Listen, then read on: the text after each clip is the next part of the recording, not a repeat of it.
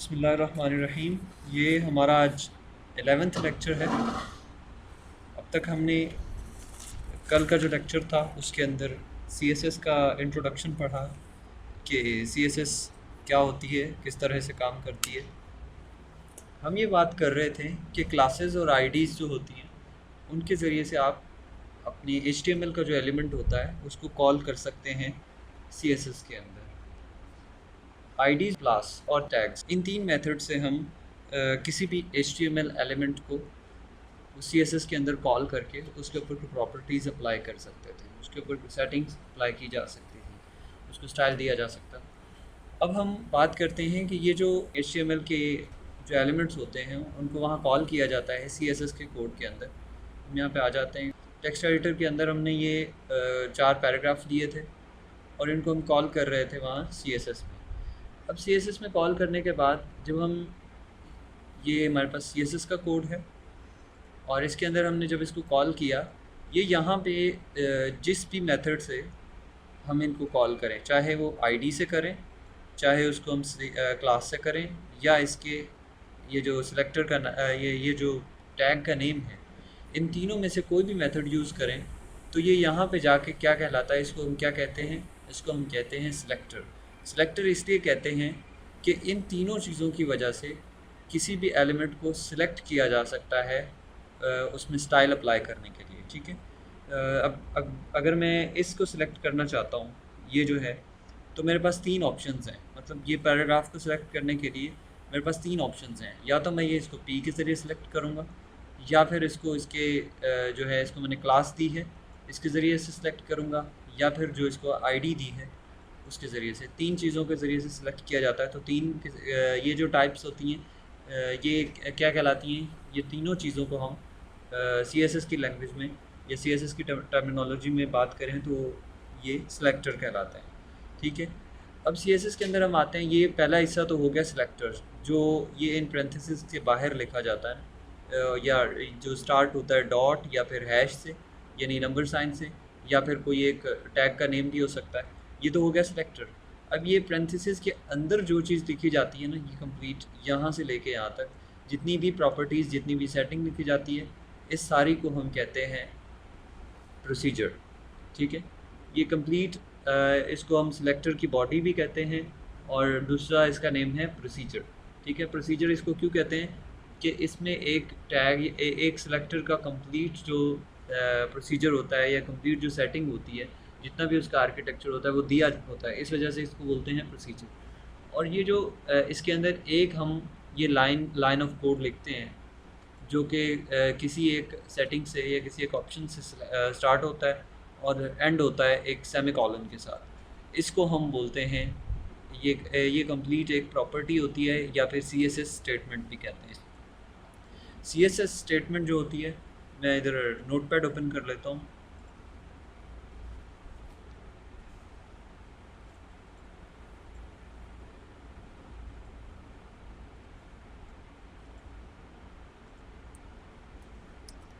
CSS statement के जो होते हैं हिस्से, यानी इसके पार्ट्स कितने होते हैं,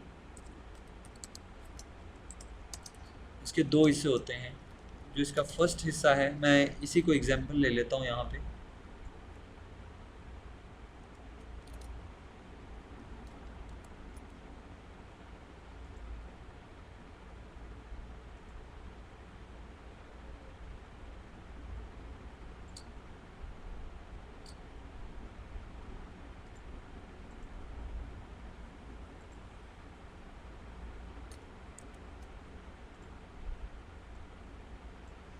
इसका जो ये इतना हिस्सा है, ये जिसमें सेमीकोलन से पहले वाला, ये जो कलर जिसमें हमने लिखा है, इसकी जगह कोई भी सेटिंग का नेम लिखा जा सकता है। इसको क्या कहते हैं, इसको कहते हैं प्रॉपर्टी।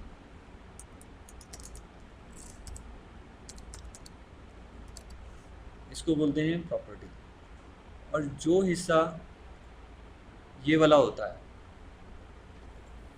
जो कि यहाँ से स्टार्ट हो रहा है और सेमीकोलन के पे जाके एंड हो रहा है, इसको हम बोलते हैं वैल्यू।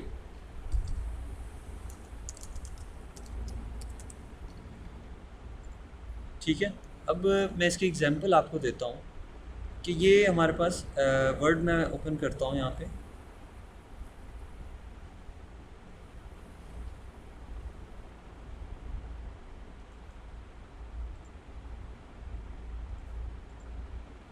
यहाँ पे मैंने कुछ टेक्स्ट लिख लिया।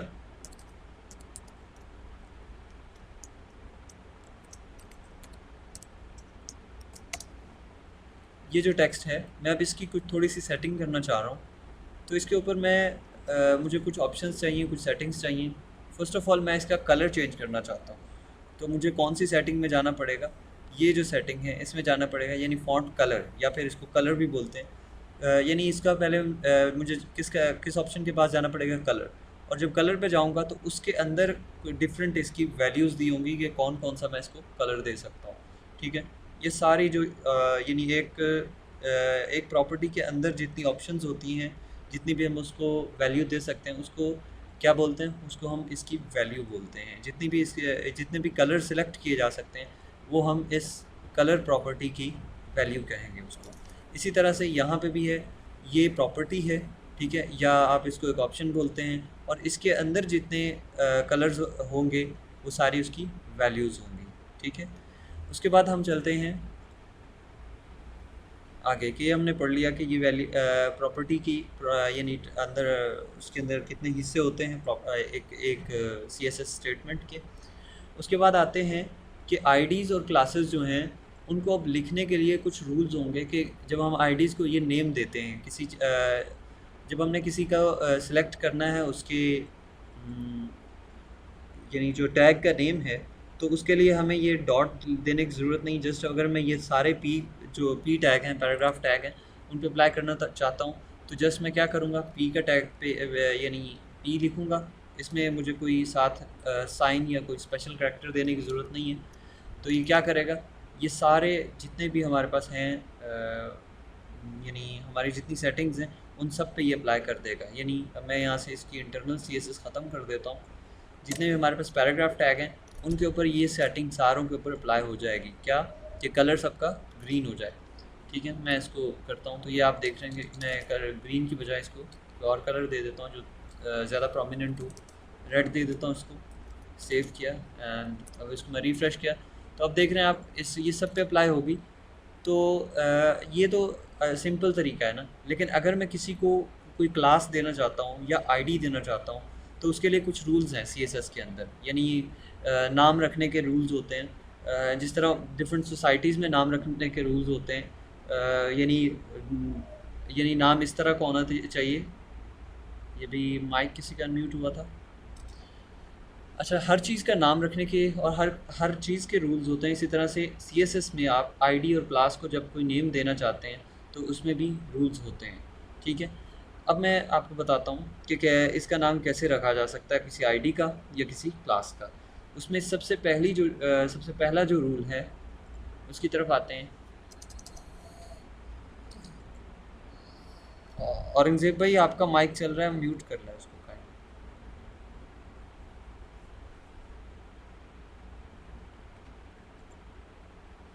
अच्छा जी, सबसे पहला रूल है कि जो आईडी या क्लास का नेम है वो किसी अल्फ़ाबेट से स्टार्ट होना चाहिए।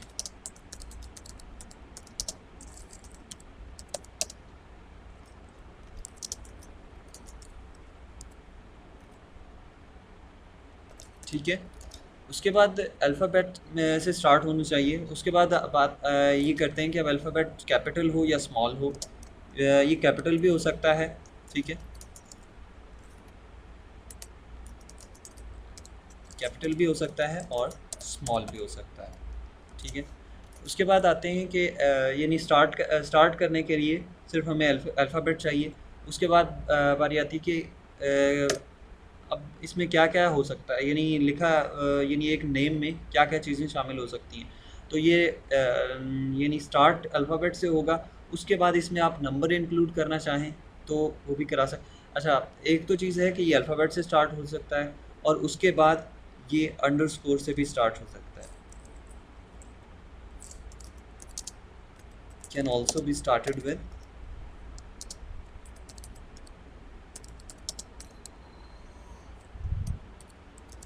अंडरस्कोर। ठीक है, अंडरस्कोर के साथ अब किस तरह से कि अगर आप किसी को किसी के नाम से पहले, मसलन ये मैं फ़र्स्ट लिख दिया, अब इसकी प्रॉपर्टी, इसकी मैंने क्लास जो है वो फ़र्स्ट लिखी हुई है।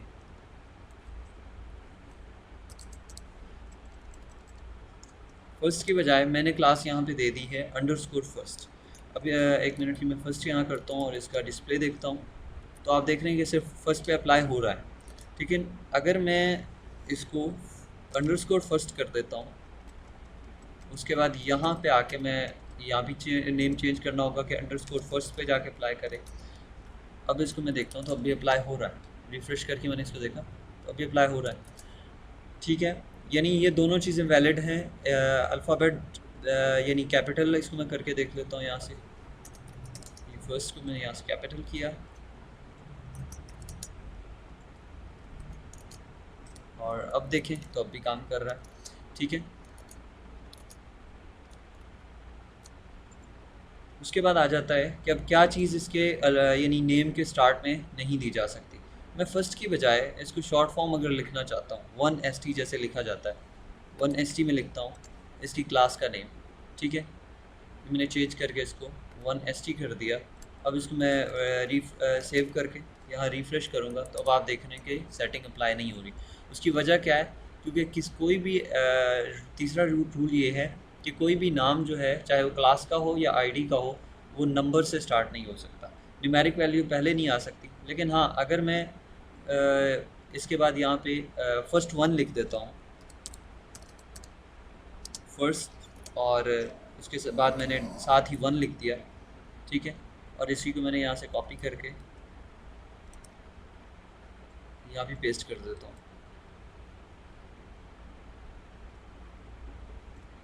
कॉपी किया और इसको यहाँ मैं पेस्ट करता हूँ। अब जिसका रिज़ल्ट देखते हैं तो अब अप्लाई हो रहा है। ठीक है, अल्फ़ा न्यूमेरिक जो है वो हो सकता है, लेकिन नंबर जो है वो स्टार्ट में नहीं आ सकता, नंबर बाद में या मिडल में हम इसको इस्तेमाल कर सकते हैं। उसके बाद बात आती है कि जो स्पेस है, इसको वाइट स्पेस भी कहते हैं। ये जो हम स्पेस का बटन प्रेस करके जो ये हमारे पास करैक्टर आता है, इसको ये वैसे एक करैक्टर कंसिडर किया जाता है इसके अंदर, लेकिन स्पेस जो है वो आप आईडी या क्लास के नेम के अंदर यूज़ नहीं कर सकते हैं। ठीक है, स्पेसेस aren't allowed।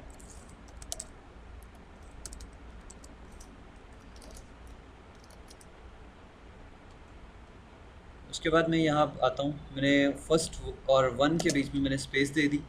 अब मैं यहाँ आता हूँ और यहाँ पे फर्स्ट और 1 के बीच में स्पेस दे के इसको मैं दोबारा अगर इसका रिज़ल्ट देखता हूँ तो ये देखें आप अप्लाई नहीं होता। उसकी वजह क्या है कि फ़र्स्ट को अलहदा और 1 को अलहदा इसके अंदर 2 क्लासेस कंसिडर कर रहा है। ठीक है, यानी आपने अगर किसी के 2 वर्ड्स की एक चीज़, एक यानी क्लास का नेम 2 वर्ड्स उसमें या 2 फ्रेजेस शामिल हैं, तो आपको क्या करना होगा, उसके अंदर जो मतलब उसके स्पेस की जगह पे आप अंडरस्कोर यूज़ कर सकते हैं या उसकी जगह पे आप डैश का सिंबल यूज़ कर सकते हैं।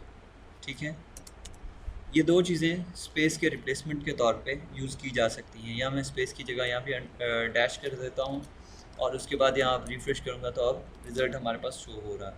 ठीक है, ये कुछ रूल्स हैं जिनकी यानी कि जिन पे जो ज़रूरी हैं इसको नेम देने के लिए। सबसे पहले मैं दोबारा आपको रूल्स बता देता हूँ। सबसे पहले यानी नेम जो है वो अल्फ़ाबेट से स्टार्ट होना चाहिए, चाहे वो कैपिटल हो या स्मॉल हो, या फिर अगर अल्फ़ाबेट नहीं है तो उसके अलावा हम ये भी कर सकते हैं कि अंडरस्कोर से स्टार्ट करें। उसके बाद चाहे जो चीज़ भी यूज़ करें हम कर सकते हैं।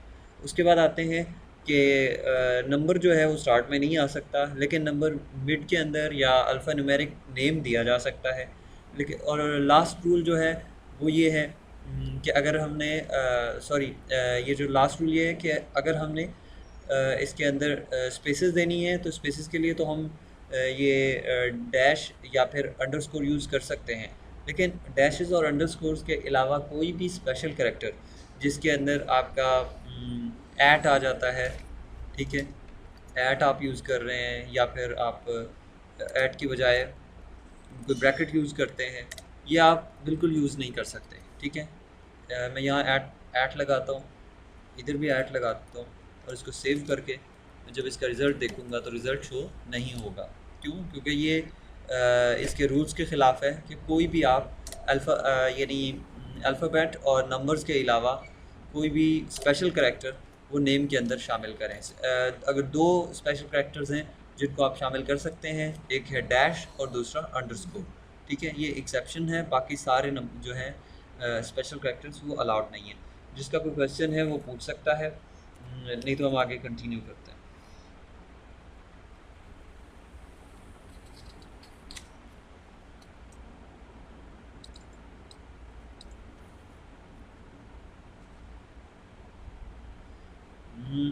दोनों को यूज़ करने का मकसद ये है कि जिस तरीके से मैं आपको बताता हूँ कि ये यानी कि दो दो आप इसको कह सकते हैं कि एडिशनल फ़ीचर के तौर पे इसमें यूज़ होती है, लेकिन थोड़ा-सा इसमें डिफ़रेंस भी है कि क्लास का जो है, क्लास का यानी जो क्लास का पर्पस है वो सिर्फ़ एक ही है। वो ये कि उसके कोड के अंदर जो यानी उसके एलिमेंट के रेफरेंस के तौर पे यूज़ करने के लिए हम क्लास यूज़ करते हैं। लेकिन आईडी जो है वो ये काम भी करती है, लेकिन उसके अलावा जो है ये यूनिक आइडेंटिफिकेशन तो है ही है, लेकिन उसके अलावा और भी इसके जब हम फर्दर वेब पेज बनाएंगे तो उसके अंदर हम कुछ ऐसे बटन्स यूज़ करेंगे जिनके अंदर आईडीज़ हम देखेंगे कि आईडी का काम वो ज़रूरी तौर पे है। तो आईडी का एक काम ये भी है कि उसके ज़रिए से हम सीएसएस का कोड इम्प्लीमेंट कर सकते हैं। लेकिन उसके अलावा आईडी के काम और भी हैं काफ़ी ज़्यादा, ठीक है। लेकिन क्लास का जो बेसिक पर्पस है वो सिर्फ यही है कि वो कोड का रेफरेंस देने के लिए यूज़ हो रही है जो हम यूज़ कर रहे हैं। क्लास का कंप्लीट जो जिसको आप कह सकते हैं पर्पस वो यही है जो हम यूज़ कर रहे हैं, लेकिन आईडी इसके अलावा भी कई पर्पसेस के लिए यूज़ होती है। ये इसका एक एडिशनल पर्पस है जो हम यूज़ कर रहे हैं, ठीक है। क्लियर हो गया?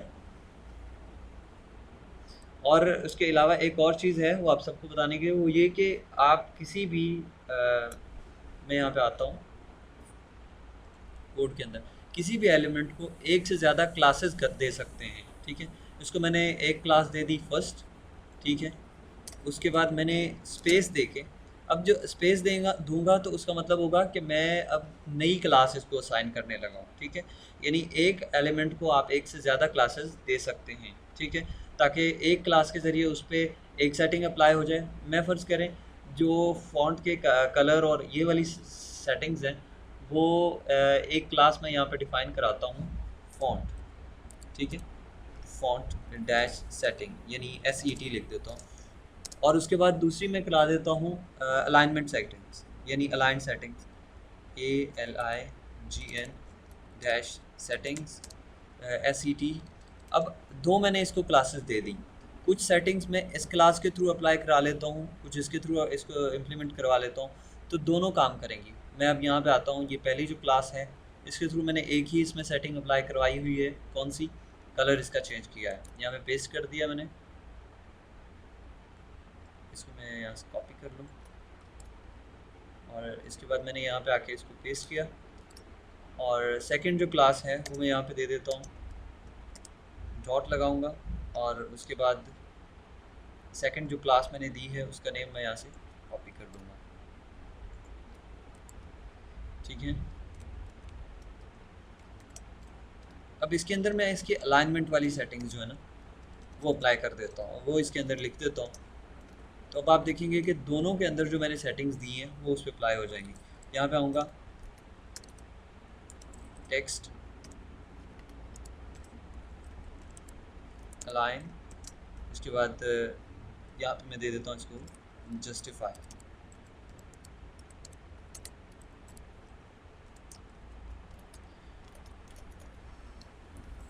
अब आप यहाँ पे देखें तो कलर वाली जो सेटिंग है ये किस में मैंने दी है, ये फर्स्ट ये फॉन्ट सेटिंग जो है उस क्लास के अंदर मैंने लिख दिया है कलर रेड, तो यहाँ पे कलर इसका रेड हो गया।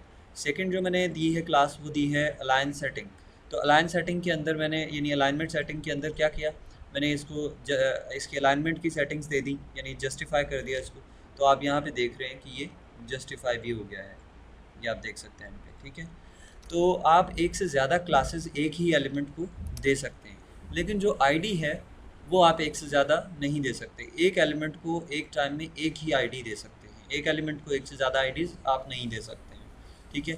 अगर आप ये बिल्कुल इसी तरह से है कि आपको आपका जो नेशनल आईडी कार्ड नंबर होता है वो यूनिक होता है, हर एक का जो या आपका पासपोर्ट नंबर होता है तो वो यूनिक प्रोवाइड किया जाता है। आप लेकिन आपके जो क्लासिफिकेशन है वो आपके फैमिली के वजह से भी की जा सकती है कि ये फ़लाँ फैमिली का मेंबर है, आपकी क्लास की वजह से भी की जा सकती है कि ये फ़लाँ ग्रेड में पढ़ता है, और उसके अलावा यानी मुख्तलिफ़ तरीके से आपको क्लासिफ़ाई किया जा सकता है, मुख्तलिफ़ ग्रुप्स में आपके मेंबर हो सकते हैं, लेकिन आइडेंटिफ़िकेशन वो आपकी एक ही होगी, आईडी यानी कि आपकी वो एक ही होती है, ठीक है। यही एग्जांपल बिल्कुल यहाँ पे आएगी कि आप इसको एक एलिमेंट को क्लासेस डिफरेंट दे सकते हैं, क्लासिफिकेशन उसकी कर सकते हैं, लेकिन उसको आईडी एक ही दी जाएगी, ठीक है। क्लियर है सबको?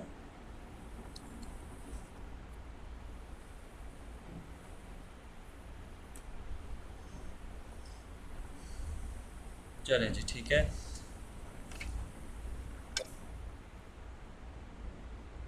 दोनों का वैदुर रहमान पूछ रहे हैं कि ज़्यादातर कौन सा यूज़ होता है। तो ज़्यादातर में कुछ नहीं है, ये आपकी अपनी मर्ज़ी से है, आप जिसको यूज़ करना चाहें, आप आईडी को यूज़ करना चाहें तो कर सकते हैं, क्लास को यूज़ करना चाहें तो कर सकते हैं, लेकिन दोनों एक जितना यूज़ होते हैं, एक जैसे यूज़ होते हैं, ठीक है ना।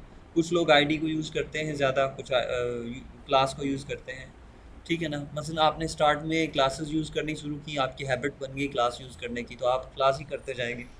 अगर आपकी हैबिट बन जाती है आईडी यूज़ करने की, तो आप आईडी यूज़ करते जाएंगे, सिमिलर काम करेंगी। एक यानी सीएसएस का कोड इंसर्ट करवाना दोनों का हमारे यहाँ मकसद है, और इसके अलावा जो एडिशनल फीचर्स हैं आईडी के वो हम फर्दर पढ़ते जाएंगे, और जब आप प्रैक्टिस करेंगे तो आपको वो सामने आपके आएंगे। अच्छा जी, उसके बाद हम चलते हैं कि ये हमारे पास हो गया एक तरीका, हमने ये पढ़ लिया। उसके बाद आते हैं कि मैं यहाँ पे कुछ यहाँ पे एक एंकर टैग जो है उसको लिख लेता हूँ, इसको मैंने सेव किया, और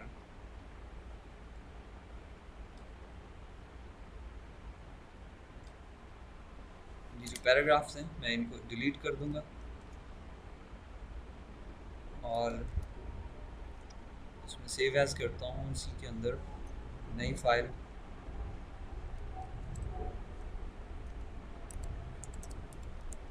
anchor.html। anchor.html में मैंने एक यहाँ पे एंकर टैग लगा लिया, ए हाइपर रेफरेंस। दीपक आप अपना माइक म्यूट कर लें। अच्छा जी, H reference is equals to double quotes, उसके बाद इसके अंदर मैंने कुछ लिख लिया, क्लिक हियर। उसके बाद मैंने ए का जो टैग है इसको यहाँ क्लोज किया। तो मैं ये करता हूँ कि इसके अंदर एक लिंक की बजाय मैं जस्ट एक हैश टैग लगा दिया, ठीक है। ये मैंने इसको इस तरह यानी हैश टैग लगा दिया। अब ये क्या है, ये एक लिंक बन जाएगा, यहाँ पे देखते हैं। तो इसके ऊपर मैं माउस लेके जा रहा हूँ तो एक हाथ बन रहा है, हैंड बन रहा है। तो ये क्या है, इट मीन्स ये शो कर रहा है ये एक लिंक है। इसको मैं क्लिक करता हूँ तो इसकी चूँकि लिंक कोई नहीं है तो इसी वजह से अब देख रहे हैं आप इसका कलर चेंज हो गया है। पहले इसका कलर कुछ और था, अब इसका कलर चेंज होकर ये हो गया है, ठीक है। क्या तो ये अब आप ये हमें कलर चेंज करके क्या बता रहा है, ये बता रहा है कि आप इस बटन को या इस लिंक को विज़िट कर चुके हैं, ठीक है। इसकी बिल्कुल एग्जांपल ये है सही कि आप यहाँ फेसबुक में जा रहे हैं, यानी गूगल में जाते हैं और इधर जाके दीपक आप माइक म्यूट कर लें, आपकी नॉइस आ रही है काफ़ी। दीपक आप मुझे सुन रहे हैं?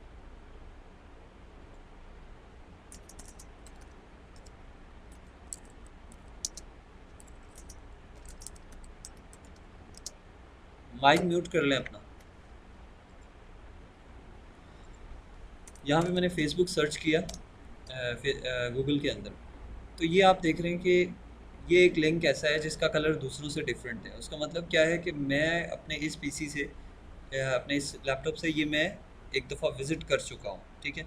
अगर मैं इसको भी क्लिक करता हूँ, ये लिंक को मैंने एक दफ़ा क्लिक कर लिया, अब मैं यहाँ से बैक जाऊँगा, ये आई थिंक इसके इनका कलर जो है वो ऑलमोस्ट सिमिलर आ रहा है। ये मैं इस लिंक को क्लिक करता हूँ, ठीक है, मैंने यहाँ क्लिक किया। अब मैं बैक जाऊँगा तो इसका कलर आप देख रहे हैं दूसरों से डिफरेंट हो गया। उसका अब ये शो क्या कर रहा है कि आप इस लिंक को एक बार विज़िट कर चुके हैं। तो ऐसे लिंक को क्या कहते हैं? ऐसे को इसको कहते हैं विजिटेड लिंक, ठीक है। आप ये चाहते हैं कि यानी जिन लिंक्स को आपका यूज़र विज़िट कर ले उनके ऊपर उनका जो कलर है उसको आप अपनी मर्ज़ी से मैनेज करें, क्योंकि बाय डिफ़ॉल्ट जो ये होता है आपका HTML, वो यानी आपका वेब पेज उसको बाय डिफ़ॉल्ट अपनी तरफ से कुछ कलर दे रहा होता है, यानी जो HTML में डिफ़ॉल्ट यानी कि डिफ़ाइंड है पहले से, उनको उसको वो कलर दे रहा होता है। आप चाहते हैं कि मैं इसकी ये जो इनलाइन CSS है, ये सॉरी इंटरनल CSS, इसको ख़त्म कर देता हूँ। मैं ये चाहता हूँ कि मेरे जितने एंकर टैग्स हैं उनके ऊपर जब कोई बंदा क्लिक करे, यानी कोई यूज़र उस पर क्लिक करे, तो क्लिक करने के बाद उसके बाद जब उसको विजिटेड लिंक नज़र आए तो वो क्या हो, वो मेरी मर्ज़ी से उसका कलर सिंपल ना हो, कुछ थोड़ा सा डिफरेंट हो। मैं डिफरेंट कलर देना चाहता हूँ। फ़र्ज़ करें ये थोड़ा सा पर्पल कलर देता है, तो मैं चाहता हूँ उसका कलर ग्रीन हो जाए, ठीक है। तो मैं क्या करूँगा, एंकर टैग लिखूँगा, उसके आगे एक कॉलन लगाऊँगा और यहाँ पे विजिटेड लिख दूँगा, ठीक है।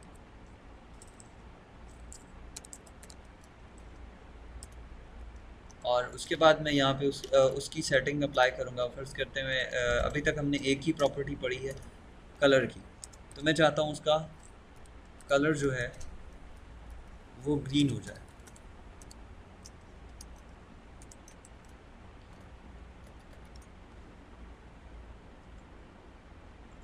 अच्छा, उसका कलर मैं चाहता हूँ ग्रीन हो जाए, जिसको मैं सेव करूँगा और यहाँ जाके मैं इसका व्यू देखता हूँ। अब मैं इस पर क्लिक किया, ओह सॉरी, इसका स्पेल मैंने सही नहीं किया था, विजिटेड।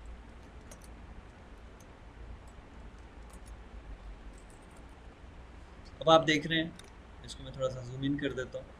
ये मेरा विजिटेड लिंक है, तो इसका कलर चेंज हो गया है। अब मैं ये चाहता हूँ कि जब मैं इसके ऊपर माउस लेके आऊँ तो क्या हो, इसका कलर चेंज हो जाए। आप अक्सर अक्सर जगहों पे देखते होंगे मेन्यूज़ के अंदर, या कोई भी काफ़ी ऐसे लिंक्स होते हैं, जब उनके ऊपर आप माउस लेके जाते हैं तो उस पे इफ़ेक्ट चेंज हो रहा होता है। जैसे ये देखें, ये एक लिंक है, जब इसके ऊपर मैं माउस लेके जाऊँगा तो इसका कलर आप देख रहे हैं कि ये थोड़ा सा नीचे से शैडो, ये इस जगह पे नीचे शैडो उसके आ रहा है, और थोड़ा सा ये इम्बोस होके नज़र आ रहा है, थोड़ा सा बाहर निकल के नज़र आ रहा है।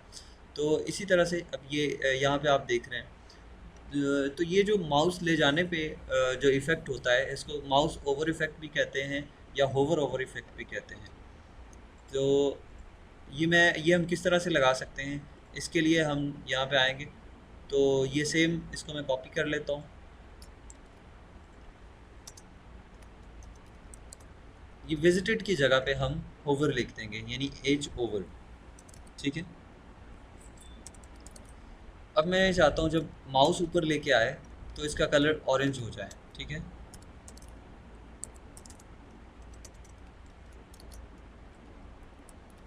मैं माउस ये ऊपर लेके आऊँगा तो इसका कलर ऑरेंज हो जाएगा, ठीक है। उसके बाद एक्टिव एक्टिव क्या होता है कि जब मैं इस पर क्लिक करता हूँ, ये क्लिक करने के दौरान यानी जब जब तक मेरा माउस क्लिक रहे, अभी तक मैंने क्लिक करके रखा हुआ है, अगर मैं इसको मूव करूँगा तो ये ड्रैग हो जाएगा, ठीक है। ये क्लिक करने के दौरान इसका कलर वो इससे भी थोड़ा डिफरेंट हो जाए, वो ब्लू हो जाए, तो इसको कहते हैं एक्टिव, ठीक है। ये मैं विजिटेड बता देता हूँ दोबारा, ये इसको मैं दोबारा यहाँ पे पेस्ट करूँगा। ये होवर की जगह पे मैं अब एक्टिव लिख दूंगा।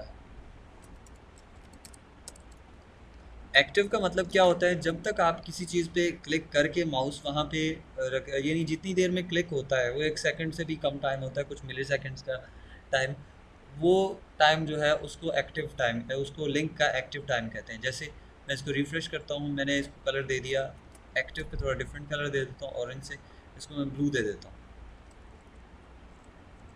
या इसको येलो कलर दे देता हूँ। ठीक है, मैंने येलो कलर दिया और इसको रिफ़्रेश करने के बाद मैं इसको जब क्लिक किया हुआ है, अभी तक मैंने छोड़ा नहीं है क्लिक, तो देख रहे हैं आप इसका कलर क्या आ रहा है, इसका कलर येलो आ रहा है।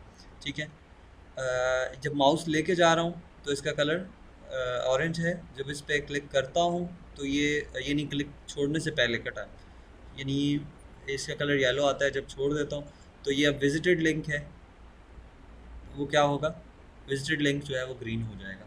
तो ये 3 इफ़ेक्ट्स होते हैं, इनको हम क्या, ये 3 एलिमेंट्स यानी जिनको कॉलन्स के साथ लिखा जाता है, कॉलन के साथ लिखा जाता है, इनको हम बोलते हैं सूडो एलिमेंट्स। ठीक है, सॉरी, इनको बोलते हैं सूडो क्लासेस।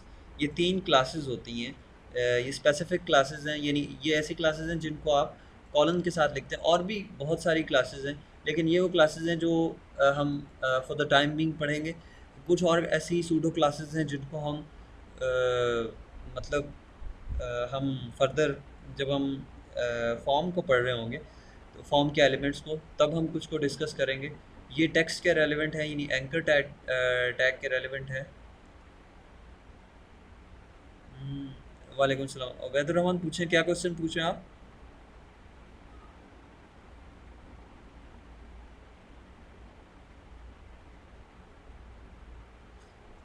वो भी मैं समझा नहीं रहा अभी, जिस एग्जांपल के लिए कलर का नेम यूज़ कर रहा हूँ।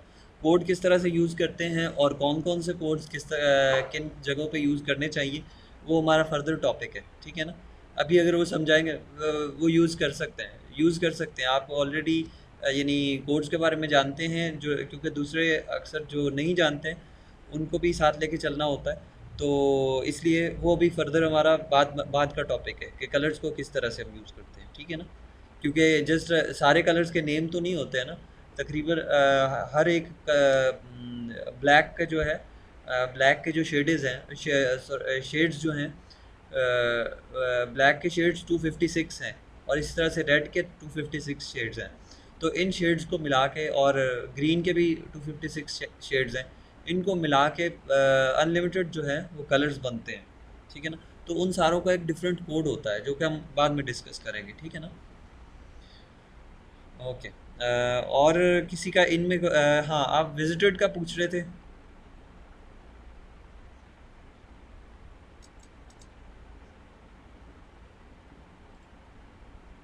जी जी, बिल्कुल।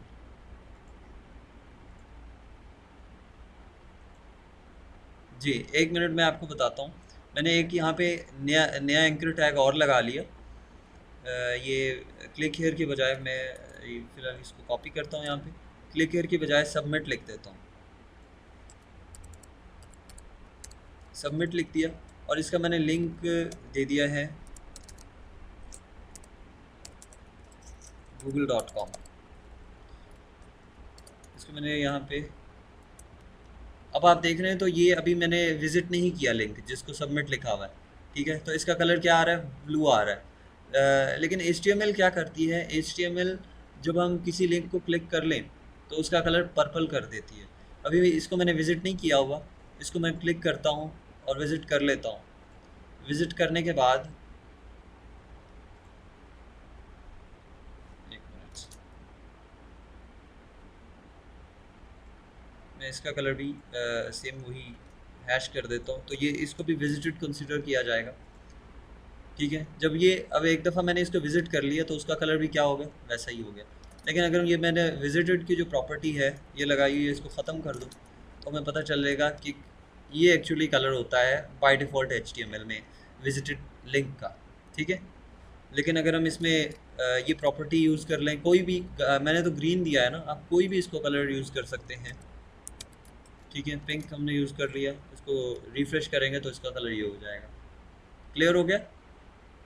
हम इसको अपने हिसाब से मैनेज करना चाहते हैं तो इस तरह से मैनेज कर सकते हैं। ठीक है, उसके बाद ये जो हमने सिंगल कॉलम के साथ जो प्रॉपर्टीज़ हम यूज़ कर रहे हैं, यानी जो क्लासेस के साथ हम ये जो यूज़ कर रहे हैं कॉलम वाली चीज़ें, इनको हम कहते हैं सूडो क्लासेस। ठीक है। और सूडो क्लासेस उसके बाद हमारे पास सूडो क्लासेस के बाद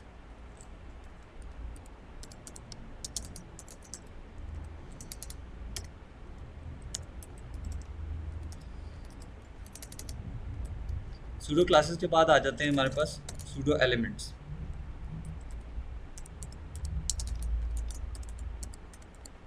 सूडो एलिमेंट्स क्या होते हैं वो मैं आपको बता देता हूँ। आप अगर ये इस चीज़ को आप देख रहे हो, ये मैंने अभी हबीबुर रहमान, आप अपना माइक अनम्यूट करें। हबीब, सुन रहे हैं मुझे?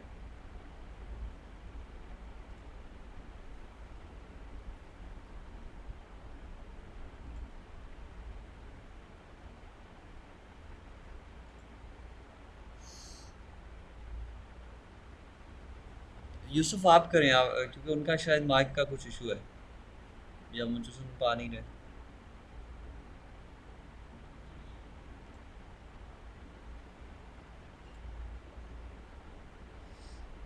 माइक अनम्यूट कर लें यूसुफ, मैं ये कह रहा हूँ।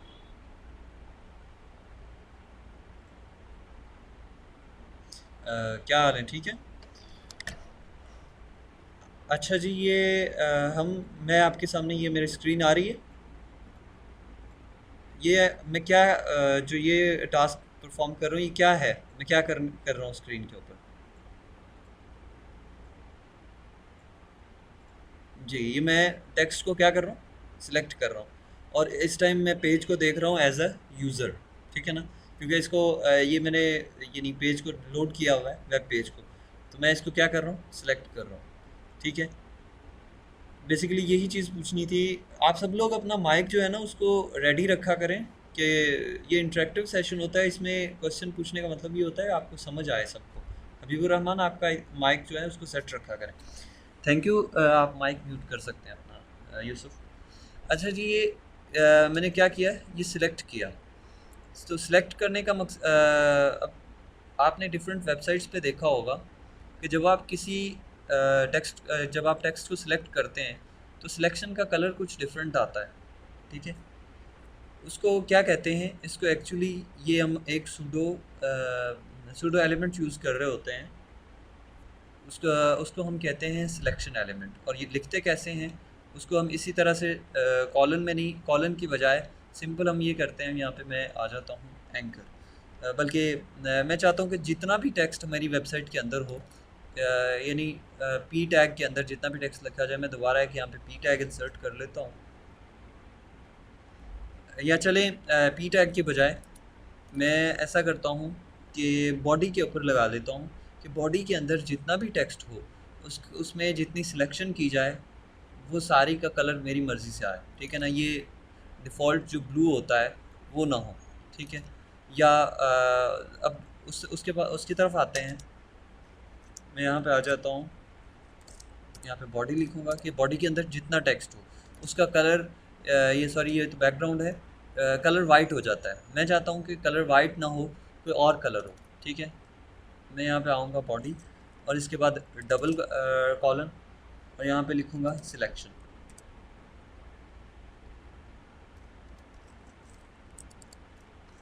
उसके बाद मैं ये पेरेंथेसिस लगाऊँगा।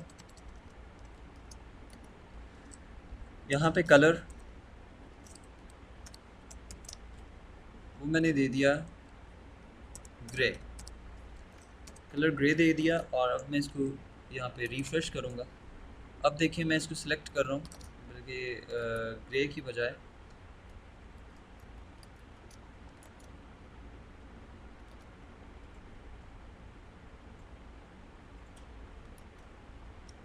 मैं इसको ये जो है ना बॉडी की बजाय पैराग्राफ टैग के ऊपर यूज़ करता हूँ इसको। पी टैग, इन जितने पी टैग्स हैं उनके अंदर जितना मैंने डाटा लिखा हुआ है, ये मैं कुछ सैम्पल टेक्स्ट मैंने यहाँ से कॉपी कर लिया और इधर बॉडी के अंदर मैं एक पी टैग लगाता हूँ।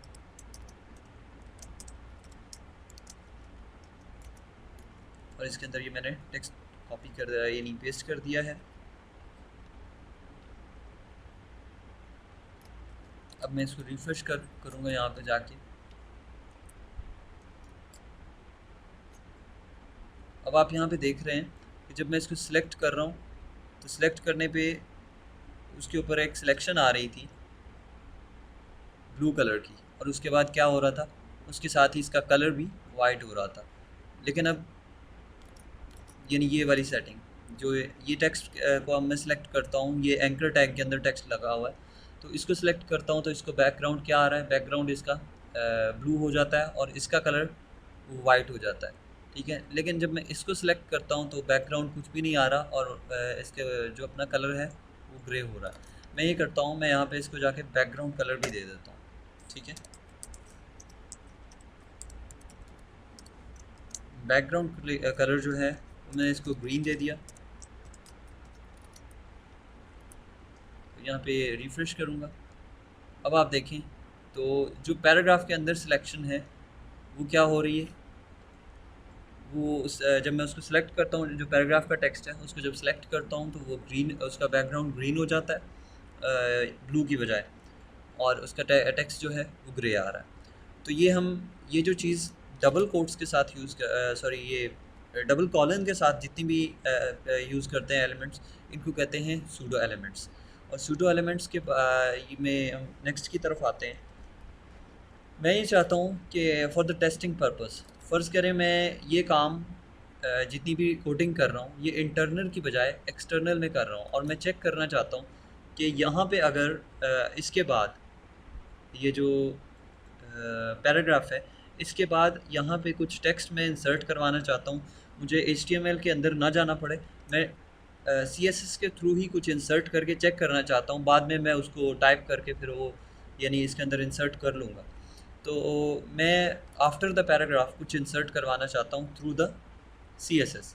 तो मैं क्या करूँगा, एक सूडो एलिमेंट यूज़ करूँगा यहाँ पे पी के बाद डबल कॉलन, और यहाँ पे मैं लिखूँगा आफ्टर, क्योंकि after the paragraph, after the P मैं कुछ इंसर्ट करना चाहता हूँ सिर्फ चेक करने के लिए, या परमानेंटली भी कर सकते हैं, कोई इशू नहीं है।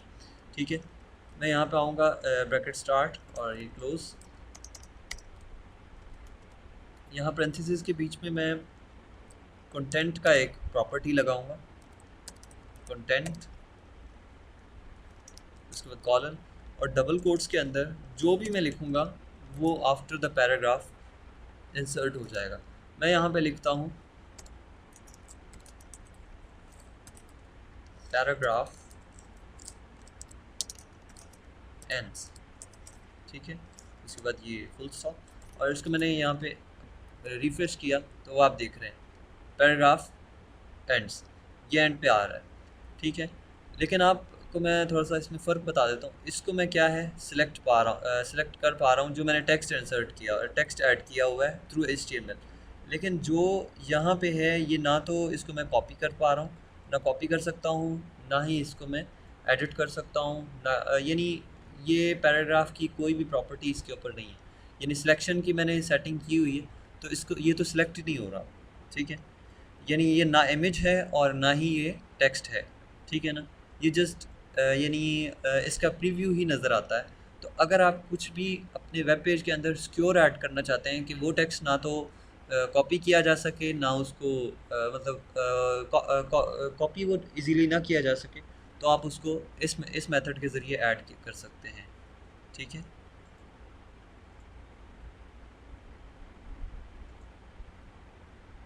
अच्छा बस नेटवर्क का कुछ इशू है। तो उसको आपको किस तरह से ऐड कर सकते हैं, एक पैराग्राफ टैग आप लगाएंगे, उसके बाद उसके ऊपर ये आप सूडो एलिमेंट लगाएं आफ्टर का, और अगर आफ्टर की उसके बाद आप उसमें कंटेंट दे दें, कंटेंट, और उसकी वैल्यू में आप जो भी लिखेंगे डबल कोट्स के अंदर वो इसमें इंसर्ट हो जाएगा। ये क्लियर है सबको? उसके बाद आते हैं जी कि इससे आगे के यानी आप ये तो आफ्टर द पैराग्राफ हो गया। मैं ये चाहता हूँ कि पैराग्राफ के स्टार्ट से पहले पे मैं कुछ चीज़ इंसर्ट करवाऊँ, तो मैं आफ्टर की बजाय बिफोर लिख दूँगा, यानी कि बिफोर द पैराग्राफ।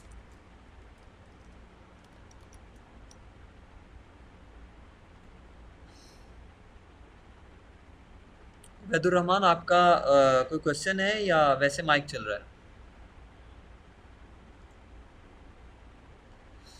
अच्छा जी, मैं पैराग्राफ के स्टार्ट में पैराग्राफ स्टार्ट्स लिख देता हूँ।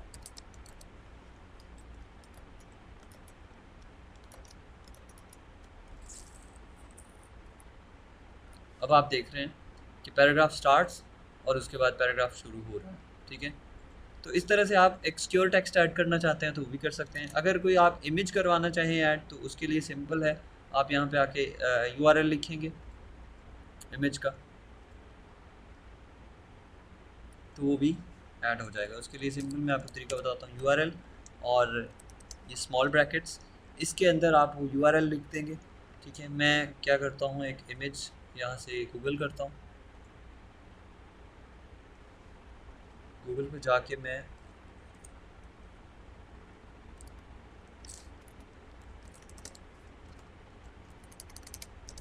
फेसबुक सर्च किया, जो ये इमेज है इसको मैं इंसर्ट करवाना चाहता हूँ। इसके ऊपर मैं राइट क्लिक करूँगा, open image in new tab. ये इमेज का यूआरएल है, इसको मैंने यहाँ से कॉपी कर लिया अपने वेब पेज के अंदर। मैं इसको इंसर्ट करना चाहता हूँ, यहाँ पे करूँगा और उसके बाद सेव, और ये है बिफोर द पैराग्राफ। ठीक है, मैं यहाँ पे आके अपने पैराग्राफ के अंदर इसका व्यू देखता हूँ, तो आप देखिए कि पैराग्राफ इसके बाद आ रहा है, पहले ये इमेज मेरे, और ये इमेज यहाँ से आप देख सकते हैं, ना तो कॉपी हो सकता है और ना ही इसको आप यानी डाउनलोड कर सकते हैं, कोई भी इसके अंदर नहीं है। ठीक है, अगर कोई इतना मतलब आम यूज़र आएगा तो इसको, इस इमेज को कॉपी नहीं कर सकेगा। सिर्फ एक तरीका है कि इसका स्क्रीनशॉट लेके रख ले। ठीक है, उसके अलावा कोई तरीका नहीं है। ठीक है, तो ये एक मोस्ट सिक्योर मेथड से आप इमेज इंसर्ट करवा सकते हैं थ्रू CSS। ठीक है, उसके बाद आते हैं अगला जो है, वैसे तो ये जो मैं अगली जो चीज़ बता रहा हूँ ये जस्ट आपके नॉलेज के लिए, आप इसको कई जगह यूज़ करना चाहें तो कर सकते हैं। अब मैं ये चाहता हूँ कि ये जो पैराग्राफ है इसकी जस्ट पहला लेटर, ये जो वीडियो मैंने पहला लेटर लिखा हुआ है, सिर्फ इसके ऊपर कोई सेटिंग अप्लाई हो, जो बाकी के ऊपर ना हो। ठीक है, सॉरी, ये पहला वर्ड नहीं, पहले लेटर की बात कर रहा हूँ। ठीक है, जिस तरह से आप देखते हैं कि अखबार के अंदर, न्यूज़पेपर के अंदर क्या होता है कि एक जो पहला लेटर होता है उसको बड़ा लिखा हुआ होता है। तो मैं यहाँ आता हूँ, यहाँ पे आके मैं पी लिखूँगा। ठीक है, पी लिखा और यहाँ उसके आगे मैंने एक और सूडो एलिमेंट मैंने ऐड कर दिया, फर्स्ट लेटर।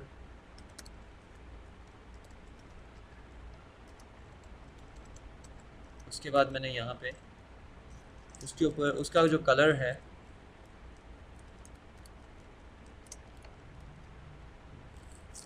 वो मैंने कर दिया रेड। रेड की बजाय मैं उसको ब्राउन कर देता हूँ।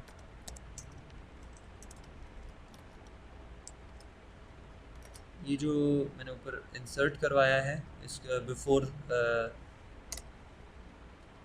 एलिमेंट जो मैंने ऐड किया था, इसको मैं ख़त्म करके जस्ट क्या करता हूँ कि जस्ट वीडियो का वी जो है इसको मैंने कलर चेंज करना चाह रहा हूँ। तो क्या करूँगा, वैसे तो मैं यहाँ आके इसको अलहदा से करना चाहता हूँ तो कर सकता हूँ, लेकिन उसके लिए ये इजी मेथड है कि ये पी टैग, या इसको मैं किसी क्लास के ज़रिए कॉल कर लूँ या जस्ट पी को ही कॉल करके, तो उसको double colon and then first letter, और उसके ऊपर जितनी सेटिंग अप्लाई करूँगा उस जस्ट पहले कॉलन के पहले जो लेटर होगा हमारा उसके ऊपर अप्लाई होगी। ठीक है, आप देख सकते हैं। ठीक है, उसके बाद आते हैं फर्स्ट लेटर के बाद अगला जो सूडो एलिमेंट हम पढ़ने जा रहे हैं वो है फर्स्ट लाइन। ठीक है, फर्स्ट लाइन क्या है, वो सिंपल है, उसी तरह से जैसे फर्स्ट लेटर पे आपने कोई चीज़ अप्लाई की, मैं पूरी लाइन जो फर्स्ट लाइन है उस पर कोई चीज़ अप्लाई करना चाहता हूँ, तो यहाँ पे फर्स्ट लाइन लिखूँगा एंड इसको रिफ़्रेश करूँगा। तो ये देखें आप, फर्स्ट लाइन जो है उसका कलर चेंज हो गया। मैं कलर भी चेंज कर सकते हैं, जितनी भी सेटिंग है CSS की, वो अगर फर्स्ट लाइन पे अप्लाई करना चाहें तो उसके लिए आप ये सिलेक्टर यूज़ करते हैं। बेसिकली आज हम सिलेक्टर पढ़ रहे हैं कि कितनी टाइप्स के सिलेक्टर और क्या क्या हम किन किन किन चीज़ों के थ्रू हम किसी एलिमेंट को सिलेक्ट करके उस पर CSS अप्लाई कर रहे हैं। फिर CSS की प्रॉपर्टीज़ हैं वो हम आगे फर्दर पढ़ेंगे। ठीक है, ये हमारे हमने अभी तक पढ़े सूडो एलिमेंट्स और सूडो क्लासेस। इनके अंदर किसी को कोई प्रॉब्लम है तो पूछ सकता है, कोई क्वेश्चन है तो आप जी जी पूछें।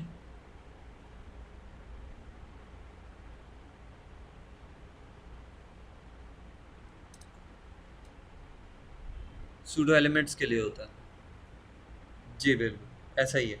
तो अब आपने क्योंकि मैं वैसे तो क्लास में अलाउ नहीं करता कि आप लिखें, लेकिन रिकॉर्ड हम इसीलिए कर रहे हैं कि आप लोग जो है अपनी ये जो इसको दोबारा सुने सब, और जितनी हमने क्लासेस या एलिमेंट्स हमने सूडो एलिमेंट्स सूडो क्लासेस या जितनी भी दूसरी चीज़ें हमने पढ़ी हैं, इनको आप नोट डाउन भी करते जाएं। ठीक है, नोट डाउन करने से ये होगा कि आपको प्रैक्टिस करने में बहुत आसानी होगी। जब आप प्रैक्टिस कर रहे होंगे तो बीच में कुछ चीज़ भूल जाती है, तो वहाँ से देख के आप कर सकते हैं। और बाकी किसी और को कोई क्वेश्चन है या आपका कोई और क्वेश्चन है तो पूछ सकते हैं। हबीबुर रहमान, उबैदुर रहमान और यूसुफ, रमीज़ा, आपको क्लियर है सब? अब्दुल वहाब तो कह रहे हैं उनको क्लियर है सब। जी जी पूछें। हम्म।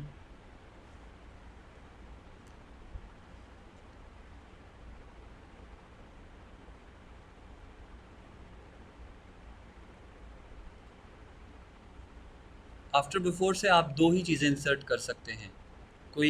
आप टेक्स्ट सिक्योर सा ऐड करना चाहते हैं कि वो कॉपी ना हो सके, यानी अनएडिटेबल आप यूज़ इंसर्ट करना चाहते हैं, या फिर कोई इमेज इस तरह से करना चाहते हैं कि जो इजीली कॉपी ना की जा सके। जैसे मैंने ये इमेज इसके अंदर इंसर्ट की, ये वाली इमेज, ठीक है, इंसर्ट की और इसमें इंसर्ट हो गई। उसको यहाँ से तो मैं इसको, ये आप देखें तो इसको सेव एज़ कर सकता हूँ, लेकिन इसके अंदर जहाँ मैंने इंसर्ट की थी वहाँ से किया, वहाँ से कॉपी नहीं कर सकते हैं।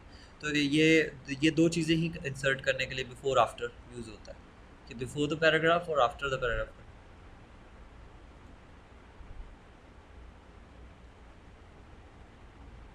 जी, कॉपी पेस्ट नहीं कर सकते, बिल्कुल बिल्कुल ऐसे ही है। जिसको कोडिंग का नॉलेज है वो तो कर सकता है, लेकिन आम यूज़र आएगा तो वो नहीं करेगा, वो नहीं कर सकेगा। ठीक है ना? चलिए, ठीक हो गया। और कोई क्वेश्चन है? चलें ठीक है जी, किसी का भी और क्वेश्चन नहीं है। उसके बाद लास्ट चीज़ हम आज पढ़ने जा रहे हैं, फिर ये चीज़ें आपने सारी वो यानी इनको दोहरा के आना है। ठीक है, लास्ट चीज़ ये है जो हमने HTML में भी पढ़ी थी। जैसे मैंने आपको बताया कि हर लैंग्वेज के अंदर आप कमेंट्स लिख सकते हैं। यानी कमेंट्स का मतलब होता है कि ऐसा कोड जिसके थ्रू दूसरे कोड को गायब किया जा सकते, हिडन किया जा सके। ठीक है, अब यहाँ मैं आपको बताता हूँ कि इसमें CSS के अंदर भी कमेंट्स होते हैं, लेकिन वो HTML में नहीं होते, HTML की तरह नहीं होते। उनका थोड़ा सा डिफरेंट तरीका होता है। वो कैसे कि HTML में हम किस तरह से कमेंट लिखते थे, वो इस तरह से लिखते थे कि ये एंगल ब्रैकेट स्टार्ट, उसके बाद एक्सक्लेमेशन साइन एंड फिर दो डैशेस, और इसके अंदर हम जो भी लिखेंगे, ठीक है, उसके बाद हम फिर दो दो डैशेस और फिर एंगल ब्रैकेट क्लोज। ये हमने कर दिया। इसके ये जो है ये होता था, ये होता है कमेंट किसका, HTML का। अब CSS के अंदर सेम यही चीज़, ठीक है, चले मैं यहाँ लिखता हूँ, इसकी बजाय मैं इसको ना यहाँ ले जाता हूँ, यहाँ से कट कर लिया, हेड के बाद यहाँ पे लगा देता हूँ, और इसमें मैं लिख देता हूँ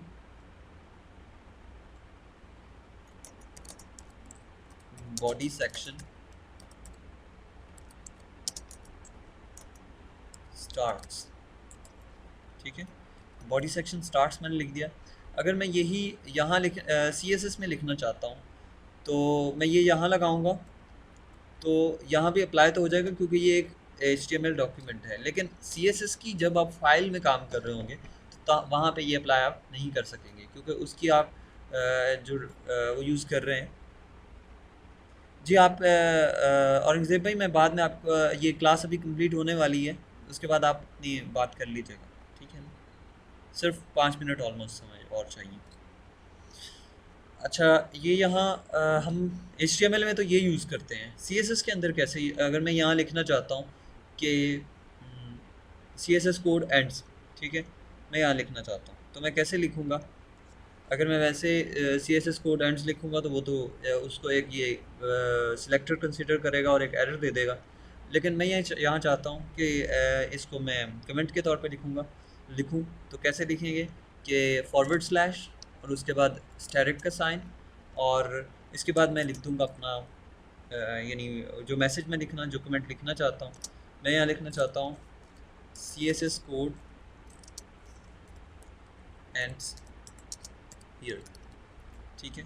उसके बाद मैं फिर एक स्टैरिक का साइन लगाऊंगा और फॉरवर्ड स्लैश, ठीक है। इसके अंदर चाहे मैं इसको थोड़ा सा और जैसे डैशेस लगा दूँ, कुछ भी लगा दूँ, अब जो भी चीज़ें हैं होंगी, जो जितना भी लिखा हुआ टेक्स्ट होगा उसको ये कमेंट ही कंसिडर करेगा, ठीक है। ये डैशेस ज़रूरी नहीं है, ये मैंने वैसे बस लगाई हैं। यहाँ आप अंडरस्कोर लगा लें या जो भी ना भी लगाएं तो कोई प्रॉब्लम नहीं है। सिर्फ हमारा मकसद है कि इसको छुपाना, इसको हाइड करना। तो उसको हाइड करने के लिए जस्ट इतनी चीज़ हमें चाहिए, स्टैरिक और ये फॉरवर्ड स्लैश स्टैरिक स्टार्ट्स, ये स्टार्टिंग साइन है, और एंडिंग कैसे है, star and then forward slash, ठीक है। ये इस तरीके से हम इसमें कमेंट लगा सकते हैं। आई होप कि आपको कमेंट का जो है वो सारा पहले क्लियर है कि कमेंट हम क्यों लगाते हैं, ठीक है ना। आज की जो क्लास है वो यहाँ हम उसका अख्ताम करते हैं, और अब औरंगज़ेब भाई आप बात कर सकते हैं।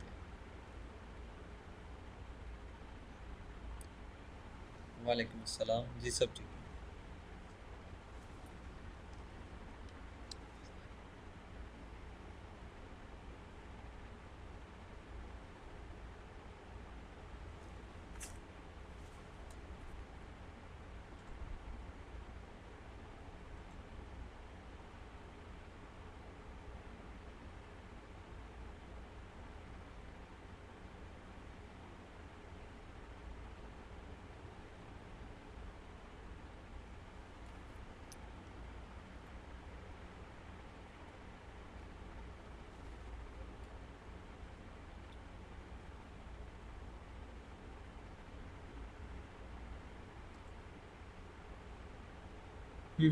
बिल्कुल सही।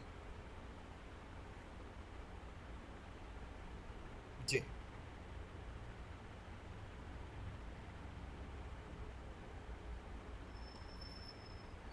हम्म, बिल्कुल सही।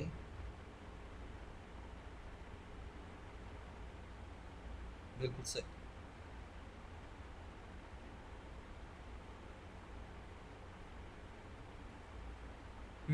बिल्कुल सही कह रहे हो। तो ये भी नेक्स्ट जो हमारा मंडे आ रहा है इंशाल्लाह, उसको हम एक छोटा सा टेस्ट होगा, और काइंडली अपना अपना माइक म्यूट कर लीजिएगा औरंगज़ेब भाई, आपकी काफ़ी नॉइस आ रही है। अच्छा, ठीक है, इंशाल्लाह ये जो मंडे आ रहा है इस पे हम जो है एक छोटा सा टेस्ट जो है वो रखेंगे। वो किस तरीके से होगा, उसको किस तरह से स्केड्यूल किया जाएगा, उसका स्ट्रक्चर क्या है, वो हम इंशाल्लाह कल आपको उसके बारे में बता दिया जाएगा, ठीक है। लेकिन टेस्ट की आप तैयारी इस तरह से है कि आप अपना जो पिछला है, आई होप कि आप लोग अपना नोट्स वगैरह को थोड़े बहुत बना रहे होंगे, क्योंकि नोट्स काफ़ी ज़रूरी हैं। ये कोर्स जब ख़त्म हो जाएगा उसके बाद भी आपको वो काफ़ी हेल्प करेंगे। तो अगर आप नोट्स बना रहे हैं तो बहुत अच्छी बात है, नहीं बना रहे हैं तो थोड़ा टाइम निकाल के, क्योंकि लेक्चर तो हमारे लाइव हैं, आप वहाँ से थोड़ी बहुत हेल्प लेके तो अपना जो पिछला हम कर चुके हैं उसको तैयार रखें। इंशाल्लाह मंडे को जो है वो आपका एक छोटा सा असेसमेंट टेस्ट होगा।